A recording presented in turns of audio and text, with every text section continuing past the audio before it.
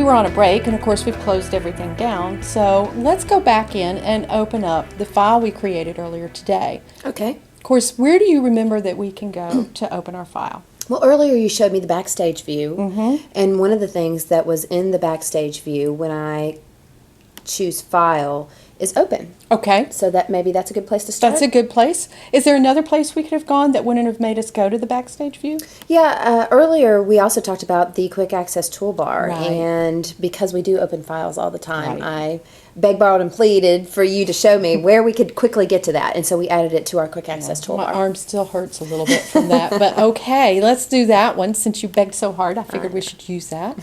Let's take a moment and just explore this dialog box. Okay. Because there are some neat little features here that you may not be aware of in the 2010 version. All right. First of all, it works like the file open box has always worked. You go and you find the location where your file is stored and you open the file. Okay, wait a minute, but if I don't know where the location of where my Yes. file is stored, I don't know about you, but sometimes I forget. Are there some other options here that can help me with that? They actually have a search box in here, and we're going to take a look in that in just a moment. But let me show you one other thing before we go there. First of all, I noticed that we're looking in the Excel class folder. Let's go over and just click on the Documents folder. Just want to show you a little bit about some navigation in here. Okay. Now, of course, we have the Excel class folder within Documents, so we just kind of went back a step. But look to the left of your address area where it says Libraries and Documents near the top of the dialog box. Notice we have buttons that you're accustomed to seeing on the internet. Sure. Your back and your forward button. Now, the back just became available because we just changed where we were. Okay. So if I use that, let's say I want to go back to that Excel class folder, rather than clicking on Excel class, I could just use the back button. Notice the forward button's available to me now, and I can choose it, and it will forward back to Documents. Okay, so that's great. I can use that for navigating. Now, you did ask if you don't remember where the file was saved. So we're in Documents, and you know, if you're like me, you're either saving your files if it's your home computer in the Documents folder. If you're at work, it's probably on a network drive somewhere, right? Right. So the best thing to do is go to the deepest location where you know it might be saved. So we know it's in Documents, Right. right? And then if I use the search feature in the open dialog box, it only looks in that folder and the subfolders below it. So whatever okay. folder I'm on, it looks in every level below that within that folder. So folders and subfolders. So if I have a lot of things on my computer or on a particular drive, it will go a lot faster, or it will have a better chance of finding what I'm looking for if I go ahead and pick that particular drive. Or Right. Okay. Or even if it's a folder that has several subfolders, you can pick that folder because you don't remember which subfolder it's in. Sure. So if you look over there in the top right corner of the open dialog box, you'll see a text box that says Search Documents. So you click in there, and one of the things that happens is we get a list of some of the files that possibly are in there, but go back and click on that again. We also have filters. Oh, okay. Remember earlier when we put an author's name into a file in Backstage View? Well, let's go down and choose authors. And there it finds the author's names. There's my name. You typed it in, and you can just click on my name. And lo and behold, it has found files that have my name as the author. Oh, that's great. So even if I can't remember not just where it's located, but what I named it perhaps, Right. then I can go by author. Right. In fact, click back up in there again in the search box and notice that you have type, you have date modified, you have size. A couple of other things that you may or may not be aware of. You do have the opportunity to change how the files appear in the file open box. And just below the search window, you see the item with the drop down arrow just right up here. Oh, right here? Yes. So you have the option, of course, to see just the list or the details, and we know that it shows us various things in the details like the file size and so forth. I can also go to icons. Let's do medium icons. Okay. And click on that. Do you notice something different between the two files showing up in our window here. Well, they're both Excel files because we talked about the extension. They're the same type of Excel file. But this one looks like an image of the actual Excel file, and this one is just an icon. Yes, what you can do is when you save a file, you can save a thumbnail of the file, which gives you a small picture of it. So when you're looking in the File Open dialog box, you also get the advantages of seeing a little bit of the file. Oh, wow. We get a preview then. A preview, exactly. So when we go to the Save As dialog box in a few moments, I'll show you how to do that. Okay. Okay, so one other thing I'd like to show you in the File Open dialog box is in the Open drop-down itself. Now, before you do this, you would want to click on a file so Okay. that these options would be available to you. So we have the file selected, and notice you have the Open option, which is the default, and there are several other options available to you there too. For example, you could open the file read-only. So if it is read-only, does that mean I can't make changes to it? It would sound that way, wouldn't it? We actually can make changes, but we have to save the file under a different file name. Oh, okay. So you're okay. You just have to save it under a different file name. All right. And that might be just a safeguard you would do sometimes. You also can open it as a copy.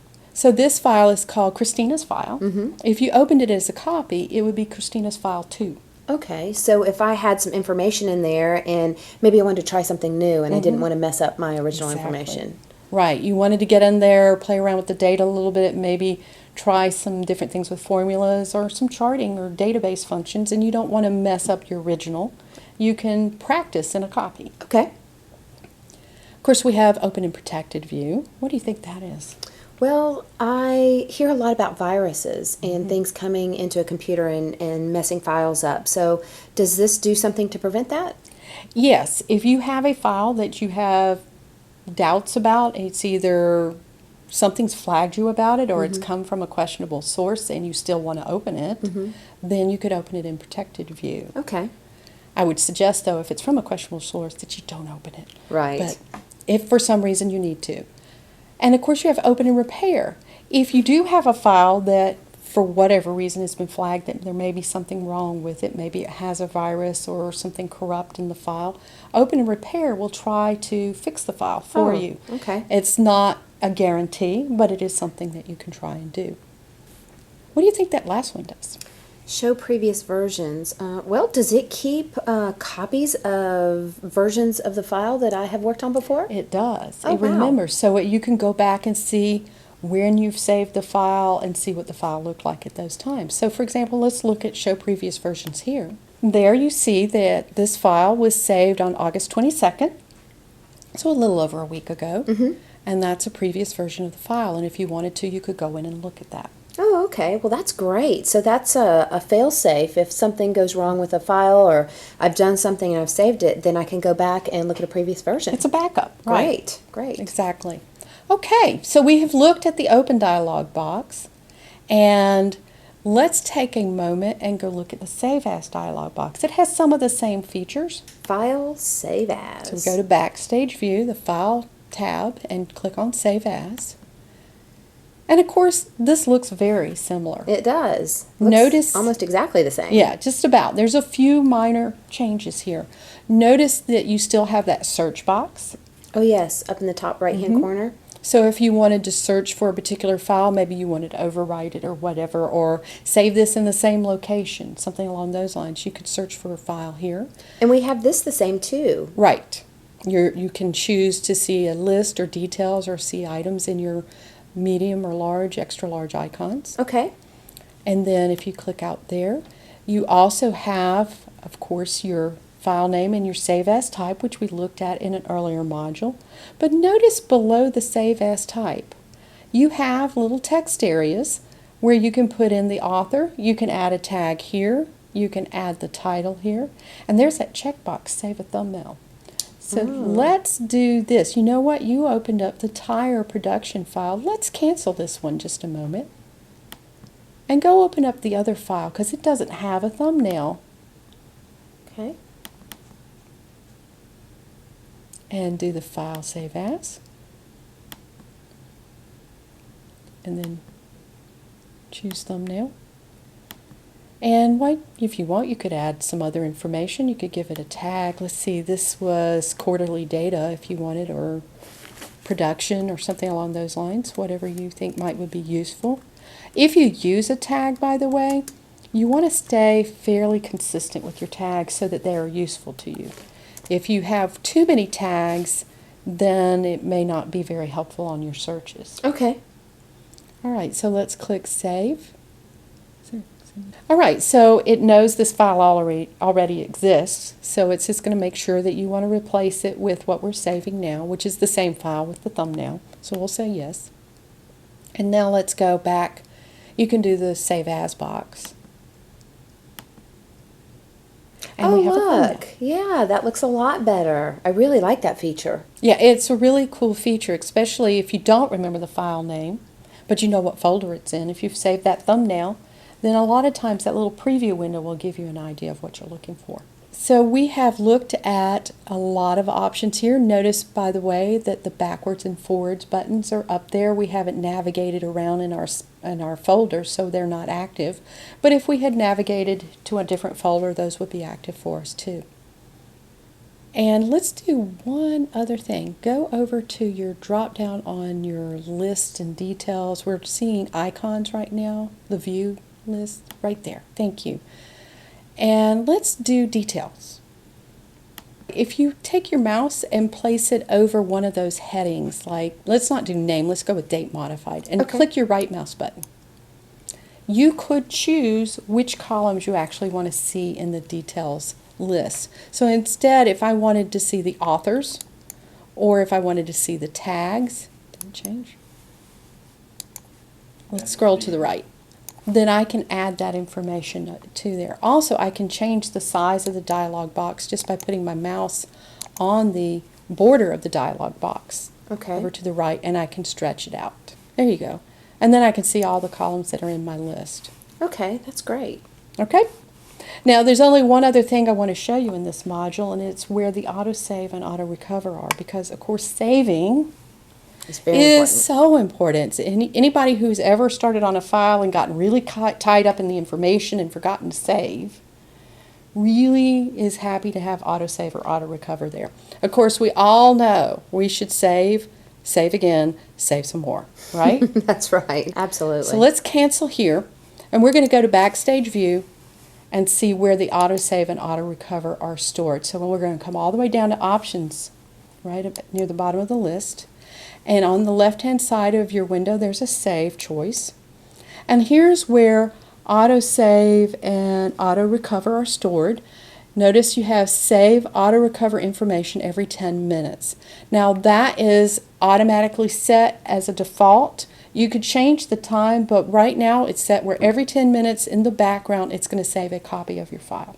Okay, that's great. So if I lose 10 minutes worth of work, I can probably make that up. It's better than trying to recover an hour's worth of work. Right, exactly. And if you'll notice a couple lines below there, it shows you where the AutoRecover files are saved. So it gives you an address for that, and you could actually create your own location if you don't want that location. Oh, okay. The AutoSave, if you notice between these two, there's a checkbox that says keep the last AutoSave version if I close without saving. Have you ever gotten really in a hurry, and maybe it's like the kids are screaming, you got to go fix dinner or whatever, or your boss is calling, and you just click the X and you don't really think about it, you say don't save, and then you go, I had something I needed to save in there. Well, the AutoSave goes in, and if you did not save it when you closed it, it saves it for you. Oh, that's great. I like how it's taking care of me without me having to do anything. That is fantastic. When Excel starts taking care of us, we know we've come somewhere, haven't we? Yeah, that's the truth. Okay, so in our next module, we're going to look at creating templates and saving those. All right, that sounds good.